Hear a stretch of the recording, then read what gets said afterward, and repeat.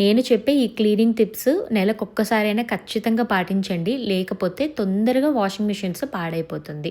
మనం బట్టలన్నీ వాష్ చేసి దాని డస్ట్ అంతా కూడా ఇక్కడ చేరిపోతూ ఉంటుందన్నమాట. దీన్ని మంచిగా ఒక క్లాత్ తీసుకొని తుడిచేసుకోండి. లోపల డ్రమ్ని క్లీన్ చేయడానికి ఇలాంటి వాషింగ్ మిషన్ క్లీనర్స్ అయితే వస్తున్నాయి. వీటితో ఏదైనా లోపల హార్డ్ వాటర్తో మరకలున్నా, డర్ట్ ఉన్నా, ఏదైనా బ్యాడ్ స్మెల్ ఉన్నా కూడా అంతా పోతుంది. ఈ ప్రోడక్ట్ లింక్స్ కింద ట్యాగ్ చేస్తున్నాను, చెక్అవుట్ చేయండి. ఈ 2 టిప్స్ నెలకొక్కసారైనా పాటించండి. అప్పుడు మీ బట్టలు కూడా మంచిగా క్లీన్ చేస్తుంది. అలానే వాషింగ్ మిషన్ తొందరగా పాడవకుండా ఉంటుంది. ఇప్పుడైతే ఇక్కడ నేను డిన్నర్ ప్రిపరేషన్స్ చేస్తున్నాను. డిన్నర్కి వచ్చేసి రాగి సంగటి అండ్ చింతాకు పప్పు. ఈ కాంబినేషన్ ఎంతమందికి ఇష్టం చెప్పండి. సో చింతాకు ఢిల్లీలో ఎక్కడ దొరికిందని అనుకుంటున్నారా? నేను ఇంటి నుండి తీసుకొస్తాను. అలాగే దాన్ని ఫ్రీజ్ చేసి పెట్టుకుంటాను అనమాట.